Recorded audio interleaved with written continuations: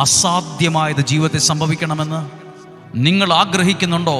എൻ്റെ ജീവിതം മനോഹരമായി മാറണമെന്ന്? എന്നാൽ അതിരാവിലെ എഴുന്നേറ്റ് പ്രാർത്ഥിക്കണം. അതിന് ഒരു വചനം പരിചയപ്പെടുത്തി പ്രാർത്ഥിക്കുകയാണ്. ജ്ഞാനത്തിൻ്റെ പുസ്തകം 16-ാം അധ്യായം 25, 26, 27, 28, 29 വാക്യങ്ങളാണ്.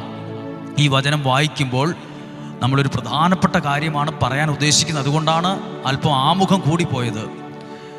25-ാമത്തെ വാക്യം: കർത്താവേ, അങ്ങേ ആശ്രയിക്കുന്നവരെ പോറ്റുന്നത് വിവിധ ധാന്യങ്ങളല്ല, അങ്ങയുടെ വചനമാണെന്ന് അങ്ങയുടെ വത്സല മക്കൾ ഗ്രഹിക്കാൻ വേണ്ടി. ഒന്നും കൂടെ കേട്ടെ.